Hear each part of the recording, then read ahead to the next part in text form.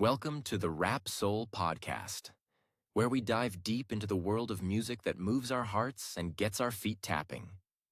This is the intersection of rap and soul music from the 80s, 90s, and 2000s. We appreciate you for listening. Share this podcast with a friend or family member who loves music as much as you do. The podcast is hosted by 12 Kyle. Next up, the Rap Soul Podcast.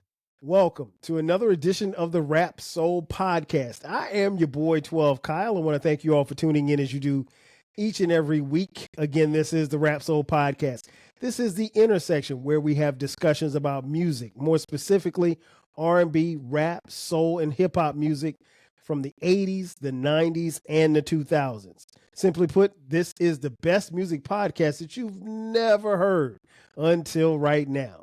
Again, I want to thank you all for tuning in as you do each and every week. Shout out to everyone listening and watching on YouTube. On this episode, I will not be doing this episode alone. We are going to have a conversation about Ratchet music. Now, not particularly about Ratchet music, but just how we've evolved. Because here's the thing. A lot of times, and I've heard the rumblings, a lot of times some of the people who listen to this podcast or some of our other podcasts, they say, oh, well, you guys are just old fashioned or you're just old. So, you don't, we do things a little different here now that we're the younger generation. And I'm here to tell you that we probably did some of the same things that you did. And I'm not going to be on the get off my lawn tip, at least not on this episode. And as you can see, if you're watching on YouTube, I have a guest. Well, she's really not a guest. She's here all the time. She hosts her own podcast, Jay's Quick 3, and she's also on ESPN, the W channel, WNBA, Women's College Basketball. She's everywhere. It's called the J Spot Network on YouTube. My girl, JBoog, is back in the building. Jay, what up? What is going on? Hello, Kyle family. What's going on, 12 Kyle and Rap Soul community, whatever you call your listeners and watchers? What's up? I'm just glad you could join us. You've been on the move for a minute, so we were able to negotiate some things and get you back in the studio. We're good.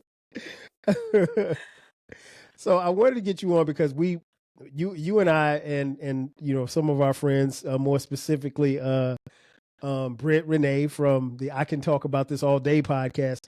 It was discovered by me a few months ago that you two in particular are fans of Ratchet rap music. And it was, I made the call in saying that I was surprised that Britt had a Ratchet playlist, but I wasn't surprised that you had one. And right. I think you took a little offense to that. I don't know.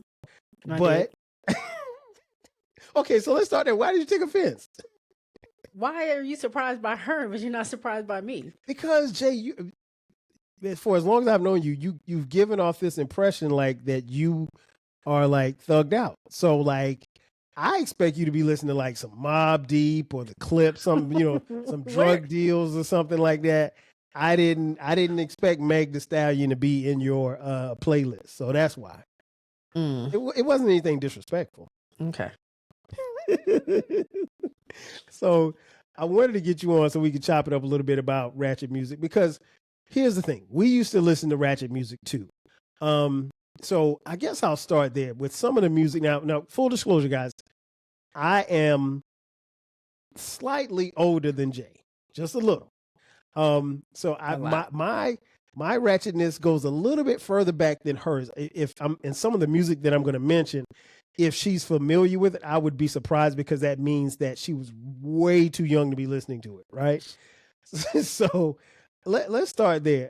When we speak of hip hop, rap, particularly if we go back into the 90s, a lot of it was sexist. It was misogynistic. It was crass, but it jammed. So my first question to you is, Jay, like, did you ever take offense to the music that we kind of grew up listening as a woman in hip hop? Because you're a huge hip hop fan. Not really. I mean, growing up in the 90s, like you said, that's just what it was. Like, you had some of the people like Salt and Pepper, Queen Latifah, who you calling a bitch, and that type of thing, where it was a certain point in time where they were like, okay, y'all, enough. Like, we get it. Like, we understand all the girls are hoes and tricks. We get it. But prior to that, it was just music. I mean, music. We would literally be way too young on the bus listening to Doggy Style. And that whole thing is just talking about having orgies and what women need to be doing and all that stuff. And we're just rapping along like, ain't nothing wrong. Like, it ain't no fun if my homies can't have that. That was the jam. So I'm like, it never was offensive until, I guess we just didn't know it was offensive until we were told. Like, for somebody like me, I mean, I don't know how old I was, teenage time or like preteen time, you don't know. Like, no one ever said anything. It was music I wasn't supposed to be listening to because my family was strict. I could only listen to the gospel.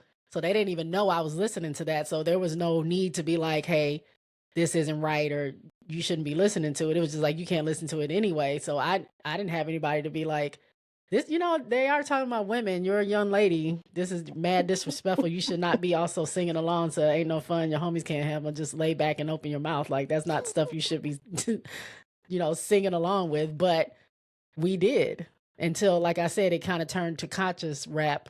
And then, we started like, the ladies were like, y'all got to start respecting us. So yeah, I wasn't offended back then. Okay.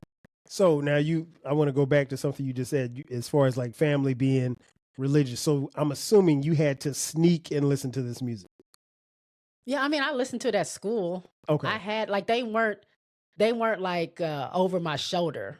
Okay. Like, it's kind of like that story, how you say your mom found, what was it? An Eazy-E tape or something like that. Eazy-E tape got me in trouble, man. She heard you singing it. Like, they weren't like in my room. I had it in there, but if they were to find out, they would throw it away or make me get rid of it. But yeah, I listened to it at school. Like I said, on the bus, I had young uncles and aunts, like younger, like I'm like I said, preteen, and they might be like 22 or wow, maybe 25. Like the two babies of my dad's brothers and sisters were real young. So I would get music from them or whatever. So I didn't have to necessarily like sneak around. It was there. It was everywhere.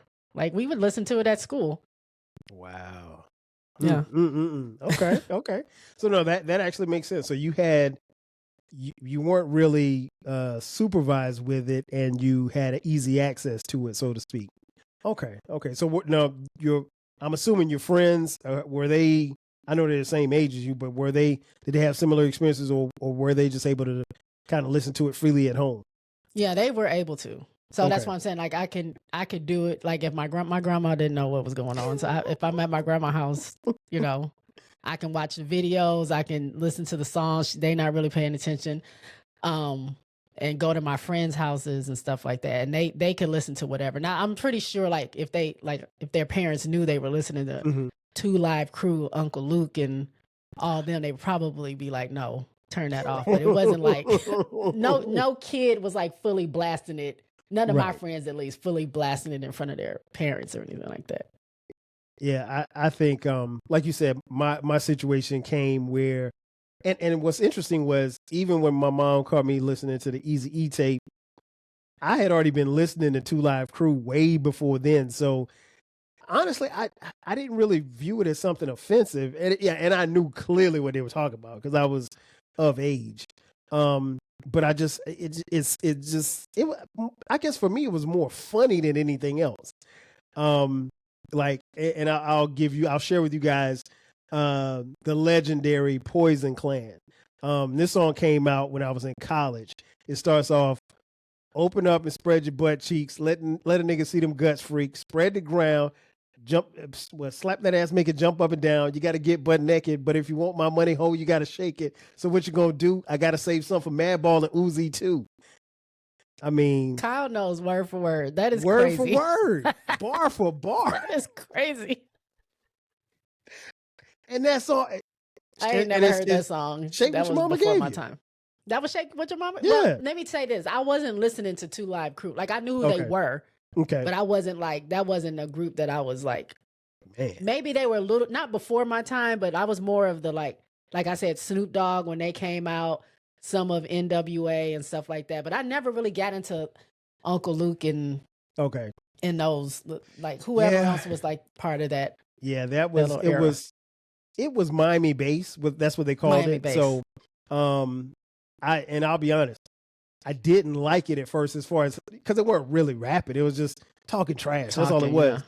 Yeah. And so but once I started listening to it, I was like, man, this is funny. So me and my boys, we would get the 2 Live Crew tape and we would listen to As Nasty as They Want to Be. I mean, of course, it had one of the most iconic album covers with them laying on the ground in between some women's legs or whatever, and they're in bikinis and they're on a beach. And that music was banned. So once the music got, I mean, literally and figuratively was banned out of some record stores. So being young, impressionable kids, if you tell me that something's banned, that's going to make me want to listen to it even more. So my next question is that what kind of led you to listening to Ratchet music, because you knew it was something that you weren't supposed to be listening to? I don't know. I just think it was the time. It wasn't that it was banned. I mean, like I said, I couldn't listen to anything. So it didn't matter if it was like, I might be able to get away with a little Michael Jackson, but no. Oh, wait. You couldn't listen to Mike in your house? Huh? You couldn't listen to Michael Jackson? I couldn't listen to any, what they call secular music. Wow. So, I mean, I could get away with some stuff. I mean, once I got older, they were just like, whatever. Right. But, growing up, no. So I definitely, everything was banned. BBD, like I couldn't listen, like if they heard BBD or New Edition was okay, because I think they started off as kids. So they let me listen to a little bit of New Edition. But anything was banned for me. So it wasn't like I was like, oh, I got to sneak and listen to this Tupac or whoever it was at that time. What's his name? Sir Mix-a-Lot. Like that wasn't. I wasn't like. I like big butts and I cannot lie. So nah. Wow. And I was a lightweight listener. So like some of the stuff my uncle would be like, no, you don't need to be listening to that. Like this is just for me. Like I was like, oh, let me get that tape. No, you good. Here, take this one. You know, whatever. So sometimes they would try to curve me a little bit. I guess they were being responsible young adults. I was gonna say, so what was, I wonder, well, I mean, I guess you probably have to ask them, but I wonder what was the line, like how far could it go? You could, like you said, listen to Michael or New Edition or, but Sir Mix-a-Lot was out of the question. Yeah, I'm trying to think. I know it was some 2 Live Crew. Okay. Because I never, like I said, once I heard them, I wasn't like, oh, I love those songs. It was just like, it was bass music. Everybody just danced to it. It wasn't anything. I don't even think I realized what the lyrics were. Because like you just said, I've heard Shake What Your Mama Gave You. I never knew those were the words. Because I don't think I ever really listened to them like that. I will never forget. And then like that music, because like I said, I wasn't a fan of Miami bass, but it really hit home once I got to college at South Carolina State University in 1991. So, when you're a young adult, now it's on and popping. Now you're listening to everything. And from going to college, particularly a black college, you are exposed to even more music than ever. So when plus you got at Freaknik, so they were playing that a lot over there. Listen, Freaknik. One of my favorite memories and this didn't even happen at Freaknik. This was just at a party. The song by the legend Akinelli, Put It in Your Mouth. Yeah. The song comes on, Jay, and the DJ cuts the record off, and every girl at the beginning, girl is singing it word for word, bar for bar. I have never seen anything like that in my life, and I had so much fun at that party. So much fun, and that's all I'm gonna say. Yeah, I wasn't married at the time. Yeah, those were wild times, though. Yeah, it was. We would. I don't know what it was about us just willingly like singing stuff like that. Just proud to be. Oh yes. Singing about that. And you know what actually one of the things that started or at least triggered this idea for this podcast episode was maybe about a month or so ago, there was a quote unquote challenge on like TikTok or Instagram, or it may have been both. I think I saw it on Instagram, and the challenge was these women who were mothers, and they were playing, and it was like the caption said, "Me listening to the music that I listened to when I was a teenager and playing it for my kids." And every woman, I've seen one of those. yeah, they played "It Ain't No Fun If the Homies Can't Have None," and the kids and I'll send you a clip of it. The kids' reaction was priceless. Like, these kids were bugging out, like, "I can't believe my mom is listening to this." And like a couple of kids just like literally walked, because it's all being filmed. A couple of kids just literally walked off camera like, "No, I can't believe this." Now, you don't have any kids, Jay, but what do you think I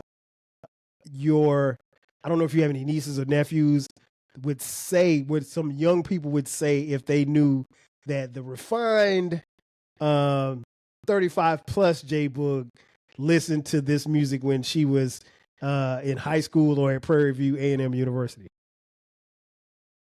I don't know. They so much stuff.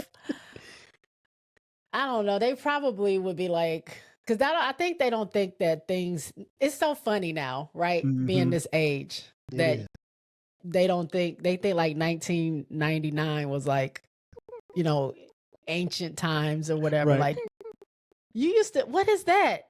Oh, that was called a phone. What like, not a cell phone. What is that thing on the wall? Like, so back in your day, who was the president? Was it Abraham Lincoln? Like, they just do stupid, they don't have no concept of time. None. Or back in slavery. Do you think I was a slave? Like, what do you mean? Come on. I don't know nothing about that. But they just don't have any concept of like what it was. Like, they feel like it's so far away. So they are always shocked about, like, yeah, we had songs that talked about like Meg the Stallion. Meg the Stallion was not new to us, or the style of Meg the Stallion, the style of a Cardi B. We had Lil Kim. We had people before that. Yes. Yes. That either sang or rapped that. So yeah, it's just funny. So they're always seem to be shocked about something like from back in those times. So if they heard those, I saw one clip where a lady was playing a song, and her daughter was like, first her daughter wasn't paying attention. She was like reading a book or looking at something, and then they started cussing and stuff, and she like looked up, and she was like, what? And she was like looking at her like, "You used to listen to this?" Like, right. What? So they would probably have the same reaction if I ever played that. For like my niece, she's like, she's about to be 20. Okay. But she would probably be somebody that's like shocked, like, y'all really had stuff like that? Like, girl, it wasn't Little House on the Prairie. Like, right. And that's the thing. Like, my kids are like that. Now, full disclosure, I try my best not to play that music for my kids. But I mean, they know that the music exists, and they know that, and it's funny because my daughter, Skylar, she's 13. She saw a she saw a picture of me in my high school yearbook, and it was my senior year, and the pictures were color, and she said, "Oh, I didn't know you took colored pictures." Yes. Like, what you mean? What you mean we always took color pictures? She was like, "Well, in the other book, your pictures were black and white. I just thought you guys just took black and white." Like we were totally incapable of producing colored pictures. And so, like, when I hear stuff like that, sometimes that stuff reminds me that they live in a totally different world than we did. But now, as we moved on from the 80s into the 90s, this was when it got a little bit more ratchet. And then, like you said, initially we had the likes of, as far as rap was concerned, we had Queen Latifah, we had Moni Love, we had MC Lyte, powerful sisters, and then right around the mid 90s, we started getting a little funky. Now we did have, full disclosure, we did have Hoes with Attitude. I think that was like 93 or 94, but nobody really paid attention to them. Yeah, I remember them. But I think I heard one song from them. I think that's all they had. Yeah, I don't remember the song, but I don't remember them being around a long time. Yeah, they weren't around too long. And then we moved into the mid 90s where, you got introduced to Foxy Brown and Lil Kim. Now, Lil Kim was probably a little bit more dirty. I mean, Foxy always gets lumped in with Lil Kim, and I get it why, but like, I think Kim with, songs like Queen Bitch and the other songs that she had, like, she was a little bit more dirty and grimy. Not and of tonight. Course she had the ill poster that every boy had at South Carolina State University on their dorm wall. So what did you think about when the game flipped? Because they got a lot of pushback, both Foxy and Kim. They got a lot of pushback for their lyrics. What did you think about that back then, or even now? I think that's like I said, when we were starting to take the turn for like women being like equal as far as like in the industry and stuff like that, and being respected, and people weren't ready for, even though we had artists like that, they weren't quite ready for a rapper like Kim, or rappers like Kim, that like, I'm going to talk about my body. You already had spent a decade talking about my body and what you're going to do to it. Now I'm going to tell you what about my body and whatever. Like, I'm going to be just as explicit.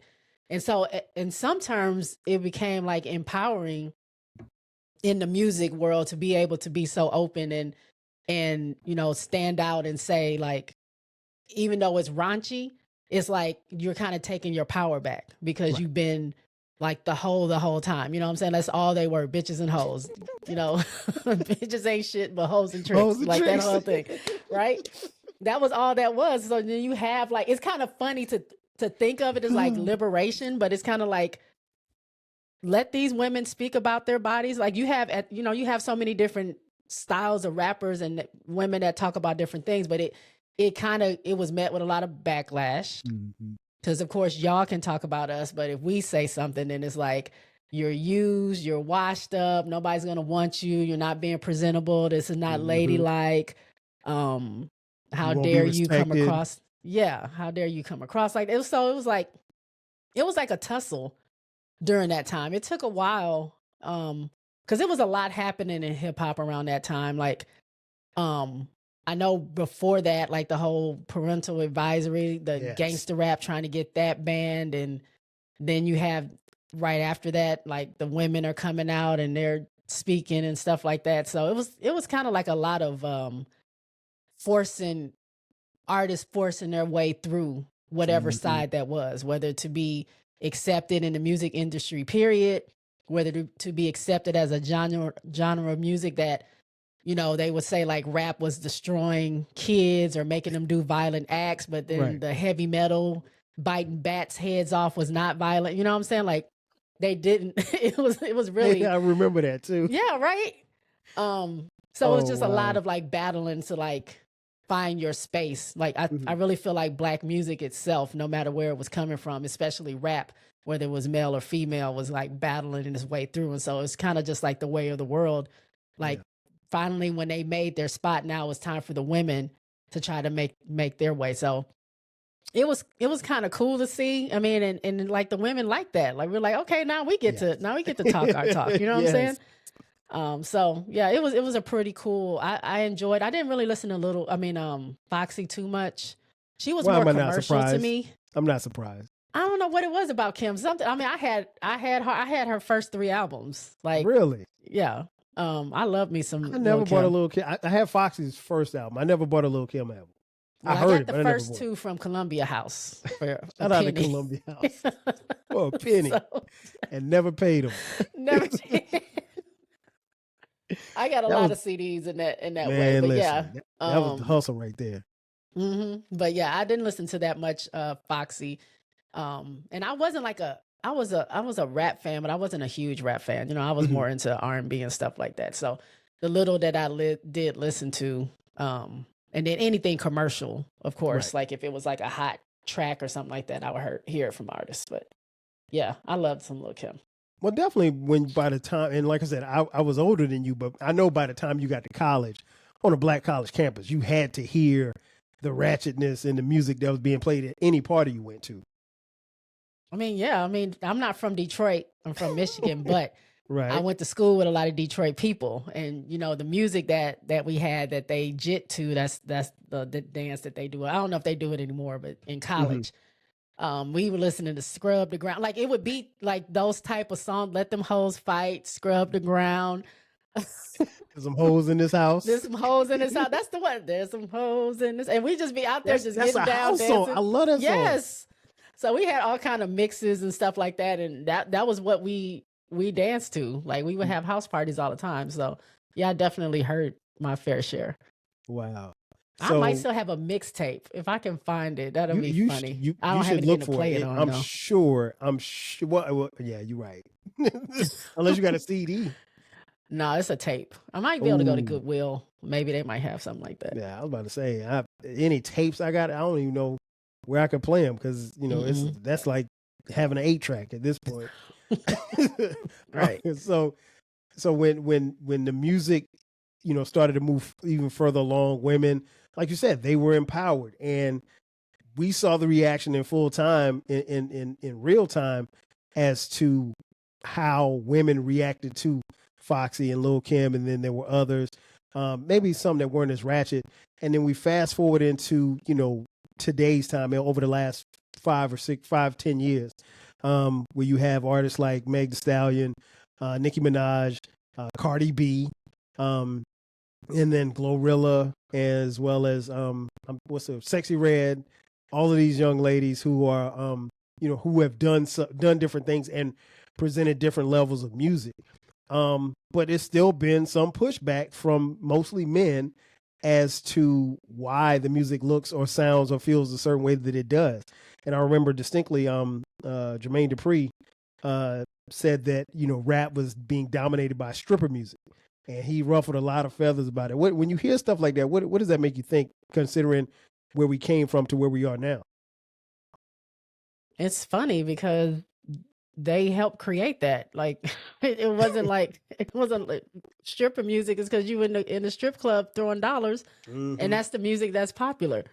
That was an era in itself. Like music was put. Now I didn't spend no time in strip clubs, but I heard this from a DJ. So you would know what's a hot track because you would play it at the strip club. Well, mostly men are there. I mean, women are there too. Mostly men are there, but the songs that really get people to throw them dollars and get that money going, that's a hot track. We need to put this one out or whatever. So they would test music like that. So if it's stripper music that's popular, JD, that's because you were dropping them bands in there. Like it is like I just thought that was kind of like very off color. And for him he didn't make clean music. I mean, so for him to kind of like say like it's just stripper music, like everybody deserves whether it's stripper music or not, like everybody deserves to have to represent themselves or express themselves in a way that they want to musically. And if you don't like it, that's just not your thing. But I think they were more upset that women were dominating because Nicki was dominated for a very long time, and then after Nicki, then Cardi comes up, and after Cardi, then it's Meg, and then after Meg, then it's whoever, Sexy Red, Big Lotto, all these other artists. And it's kind of like, where are the men at? The men are getting drowned out. And that's what they were upset about because the women were dominating. It's just I think it's just another wave of empowerment because for a while it was a lot of men, Wayne, Future, Drake, whatever else. Because I really wasn't listening to rap like that, just the mainstream people out here or whatever. But for the women to come out, and again, Meg, who can really rap, but she twerks like you see them cheeks a lot. And so they tried to like kind of downplay her skill and just, call her, for what they think she is, and Cardi being an ex-dancer and stuff like that. So I think it's just another way of them pushing through, kind of breaking that cycle. It's always a cycle.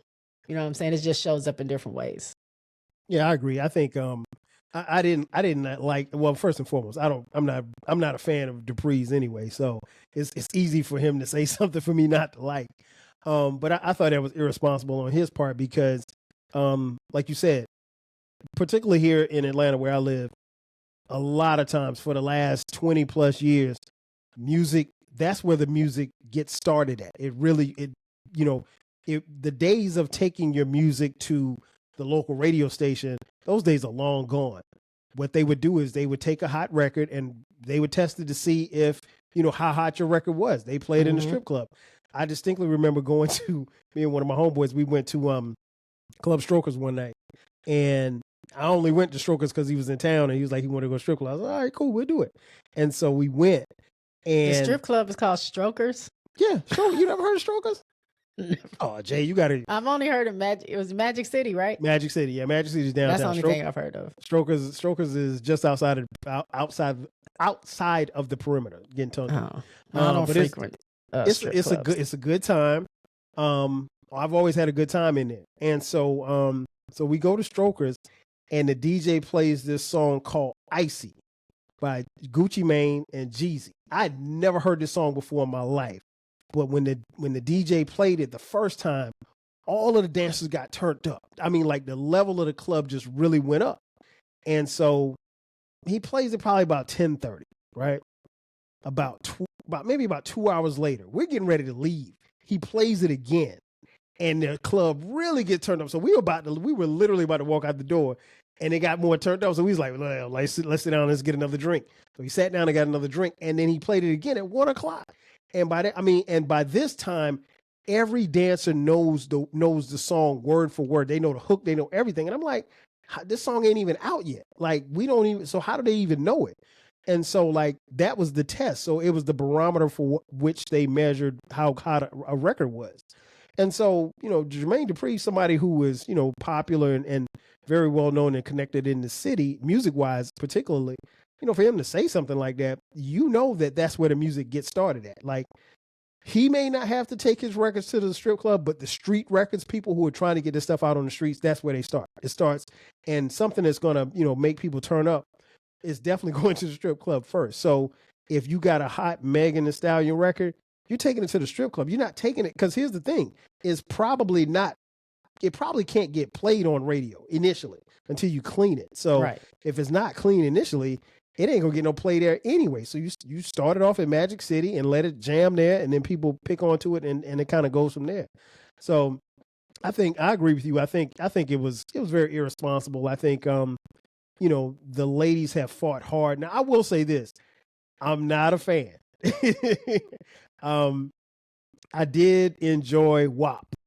I thought WAP was crazy. The fact that WAP got played on the radio was wild to me. And I don't even listen to the radio, but to hear it get played, even the edited version, I'm like, y'all can play this on the radio? But I will say this much, it did a lot for Meg, and it did a lot for Cardi. And Cardi is someone, like you said, a former dancer who, I think she's just now about to drop her second album, and she's been out for damn near 10 years. And so, she's had guest features, but she's managed to keep herself in the public with her marriage or subsequent divorce. I don't know what she's doing personally, but I mean, like, she's got a lot of different things going on. And, these women are getting to it. I for as much as I can say I don't like any Sexy Red's music, I don't have to listen to it though. But I'm not gonna, and I know the music's not for me. So, but does she have a lane? Yeah, she has a lane. And I think you have to kind of, for the people who enjoy that kind of music, you got to let them cook, I guess. Yeah. I mean, I don't listen to all of it. Like, literally, I got turned on to it by my younger friends, because I didn't know who Meg Thee Stallion was. I mean, I didn't discover her until, I think she had already been out. She hadn't dropped her first album yet, but she used to do a lot of mixtapes and stuff like that. And one of my friends was like, "Oh, we got to turn on that Big Old Freak." And I was like, "What is that?" And she was like, "You haven't heard? You don't know who Meg Thee Stallion?" I was like, "No, what is this?" And she played it, and I was like, "Oh, okay, I kind of like this song." It was like 2 Meg songs that I really liked, and then over the time, I would listen to her. Same thing with Cardi, like the Bodak Yellow was the big thing, so I would listen to that. I don't listen to a bunch of it, but I being auntie status now, you would hear people say like, "I can't believe young women are listening to that or doing that," but I'm like, girl, like where we came from. Like, this may not be for me anymore, because I'm kind of, I'll listen to it to hype myself up, but that's not the first thing I go to all the time, But I can't fault, my friends that are 22 or whatever, or even younger, like my niece's age, if that's what they turn up to. We were listening to worse. We were. So, we definitely so I can't were. even be mad at them. I may not like it, and some of the stuff I'm like, I'm like, oh my goodness, this is every other word. Can we get some just a regular word in there, just a little bit? Like, what are we talking about? Listen, I literally listened to Doggy Style yesterday, and I was like, okay. I listened to the Chronic first, and then I listened to Doggy Style, both of them yesterday.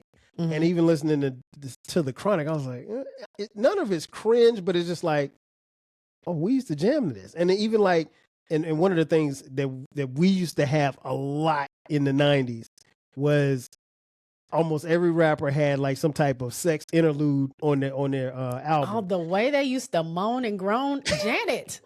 I was listening, Oh, I was listening to this as a young kid, falling asleep to her having an orgasm. Like, what is that? Like, why would you, Miss Jackson, if you nasty?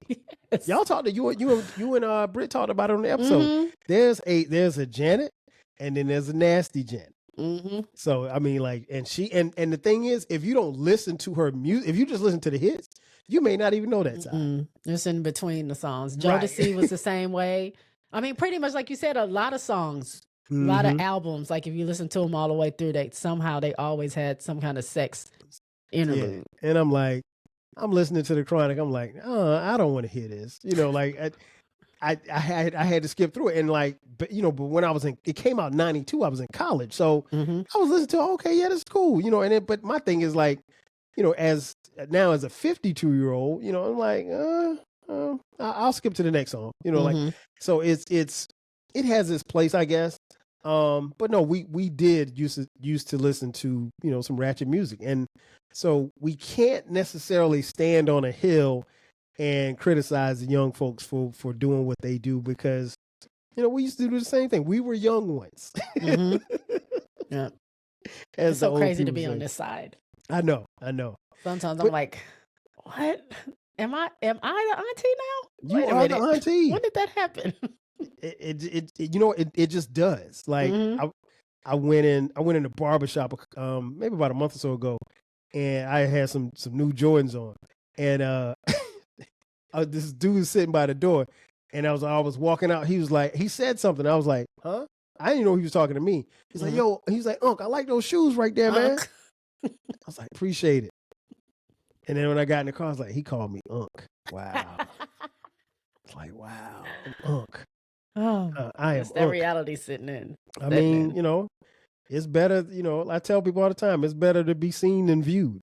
So as long as we keep being seen, we'll be okay. One last question before we get out of here. Okay. So as the music has evolved, and as these artists have evolved, and as we have evolved, do you think that the music is going to get either more ratchet, or do you think it's pretty much peaked where it's going to be right now? I don't know if it can peak. Like I said, it's just everything is a cycle. Like what we went through in the 90s, they're just capturing that again now, but it's going to be a time. I think usually every genre or whatever has its moment. So right now we're women. I think they were showing that last year or something. All women were in the top 20 songs or something like that. Like there was no men anywhere around as far as like selling artists and stuff like that. So I think now is the time for the women. I mean, they can have some sort of longevity, but I mean, it's going to be in another 20 years or so. There's going to be another uprising of, I mean, I don't know how much more you can do. I mean, you can only, we only have so many body parts you can talk about. So it is. I mean, you can start talking about fetishes and toes and stuff like that. But they do though. Oh, do they? I don't know. I'm stuck in the 90s. Yeah. Some stuff I won't listen to all the way through, but I've heard some stuff, and I'm just like, oh. And you do have a playlist too. Well, yeah, but I have the fun playlist. I ain't got nothing that's too crazy. So what's fun on your playlist? Give me a song that's fun. Like my lottos, like let me look. I got give me a lotto song, because I promise you I don't know any lotto songs. She has a song with Gucci Mane. What is the name of that song? Muwop. I like that one. Muwop? I like it's Muwop. Spell that? Let me look it up. Yeah, look it up. Because I think he has a song called Guwop or something. Oh, okay, Guwop. But she calls it Muwop. Okay. Like, I guess it's because it's with her. Let me see. Okay. Lotto. Yeah, Muwop. But that is given by Lotto. I mean, Big Old Freak is a classic. It's a platinum classic in my household. Do you have any Flo Milli? She's from Mobile, Alabama. I know you keep saying that. Flo Milli, I don't really listen to her too much. I think she probably has a song that I've heard before. Okay. But it's just mainly some Remy Ma is not really ratchet, but she has some features with some people that's kind of ratchet. Of course, Trina. We can't forget Trina. Trina's back in the day with baddest. Yeah. That was another era of you just had Lil' Kim ruling the East Coast, them and Foxy, but then she came up from Miami like, okay, I got something to say. So Trina was up there too. But yeah, I stick to Meg, Cardi, Lotto, and then some of them I don't know the names of. It's just. What about Glorilla? You on Glorilla? I like a couple of Glorilla's songs. Okay. Yeah, she's done songs with Meg and Cardi. Like they all have done songs together. Not too much on Saweetie because I don't like her cadence of the way she raps. City Girls, right?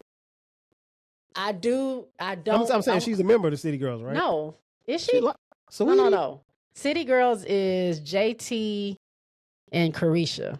Carisha's that's her real name. What is her stage name? I don't know. She don't like people calling her Carisha, but it's out now. What? Oh, Young Miami. Okay. So JT, Young Miami. They're not together anymore. But yes, some City Girls mixing there. So who is wait? Oh, never mind. I was about to ask Sweetie. I don't know where she came from. I know who she is, but I don't know who she's with. She ain't with nobody. Okay. I thought she was in a group or something. She's a West Coast girl. She's done music with all the other rap girls before. But yeah, I'll just mix in some of that. It's fun. And then, I also put my Lil' Kim in there. Got to. I still mix that in with that too. Got to. Okay. Okay. Yeah, I guess, well, no, I don't have a Ratchet playlist, but I'm sure you do have a male version of that. Well, it's just rap. Like it ain't, it ain't a bunch of whole talking, but I mean, I got a lot of drug references. Like there's some, there's some Kingpin stuff. There's some gang banging stuff. So yeah, I think that's probably about as ratchet as I get at this point in my life. Question real quick. Go ahead. What do you think, since you been around for a while? What is the dirtiest song you think that has come out? Has it been by Luke? Oh, no doubt. Pop that pussy. Yeah. Easy. I mean, like that song and Jay, I think I may have been, I don't even know if I was, I had to be in middle school. So I was like 7th, 8th grade. Like, so I was at that stage where I was, and this music became, it wasn't as available as, music is now where you can just press a button, but like I could get my hands on it. And me and my buddies, we just had tapes, so we would pass around tapes. And so when I heard Luke rapping like that, I just thought that was so funny because like you never heard nobody cuss like that. You're like, you heard people say shit, damn, or fuck, or whatever like that, but never like this. And I mean, like some of the skits and stuff. And again, it was dirty, it was sexist, it was misogynistic, it was sometimes violent because, they didn't necessarily talk about, having sex consensually sometimes. Oh, yeah, for sure. It was very cringeworthy, but that shit jammed. So, as a young 13-year-old boy, I probably had no business listening to it, but it kind of helped form where I was in hip hop at the time and where I would go. So, but by far to answer the question, Luke is the king of dirty. So, and honestly, and I said this before, and I said it on a podcast that I did about a year or so ago. I don't think Luke gets the props that he should have gotten for the doors that he opened. I mean, you can say what you want about, but they fought the battle, like you said, as far as like getting the parental sticker on the album. And for him, it was about freedom of speech. And technically you do have, I mean, freedom of speech ain't free, but I mean, like from an artistic perspective, he fought to get his records on shelves, and they were on shelves, and people, like, there was a point in time where even at 15, I could not go buy a Luke record. I had to, somebody 18 or older, it was almost like going into an R-rated movie. Like you couldn't go in there by yourself. Somebody had to go get it for you. Or there was a point where record stores faced prosecution. They faced getting arrested or losing their business if they sold to minors. So And there were some people that got jammed up by that, some sting operations. So, but yeah, by far Luke, definitely the nastiest. He goes down as the king of smut, and I love him. I love him. So he opened the door for the Megs and the Cardi B's and everything, and for as much as and I think for some, not all, but for some people, particularly around my age or older, for some of us who grew up on Luke or listened to that music, for them to turn around and be very hypocritical towards the Megs and the Cardis and the Sexy Reds, regardless of whether or not you like the music or not. Come on, man. Understand it's crazy. That we had the same thing. It was, the only difference is Luke said it, and now Sexy Red is saying it. Now, do I want to hear Sexy Red? No, I don't.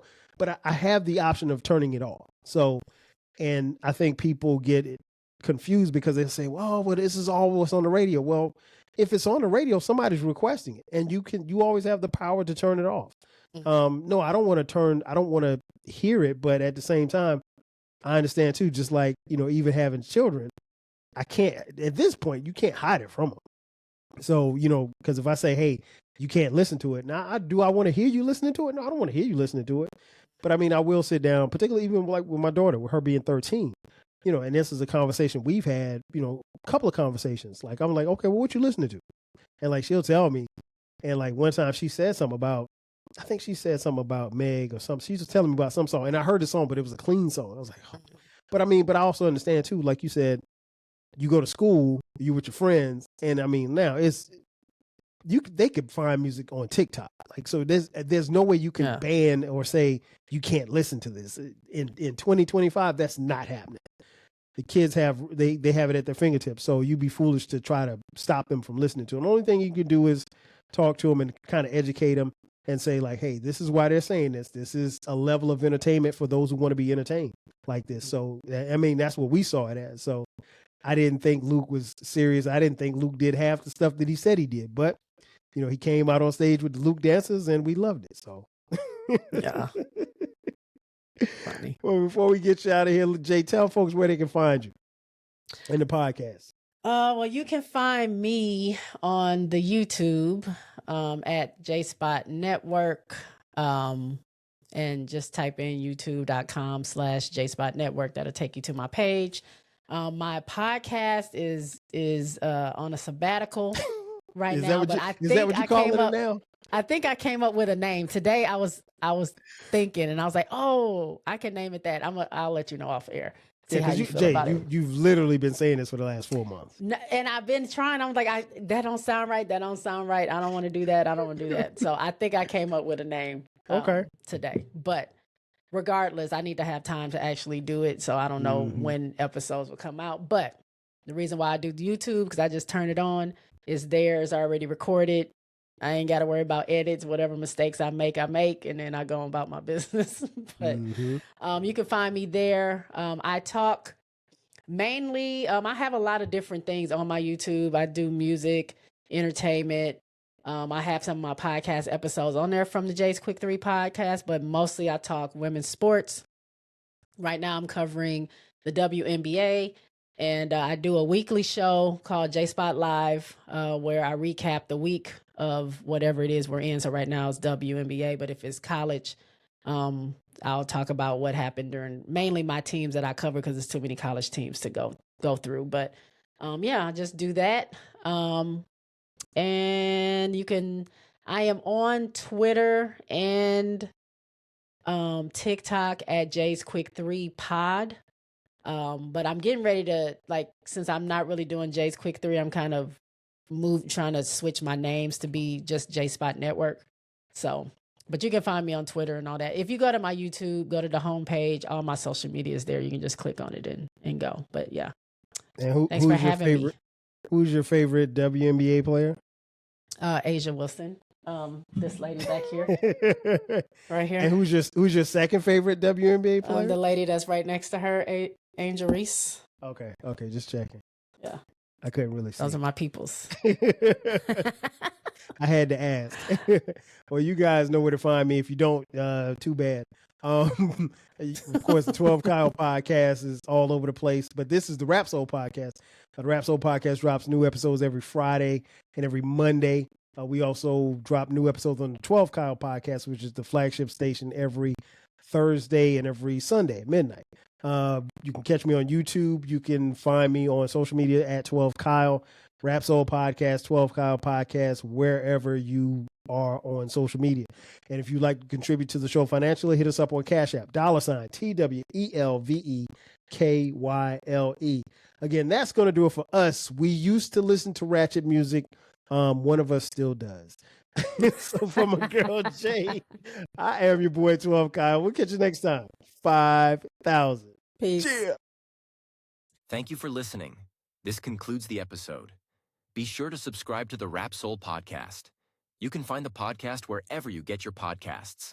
Follow the podcast on social media. And feel free to continue this discussion on our Reddit page. More importantly, share this podcast with a friend or family member who loves music as much as you do. Until next time, 5,000.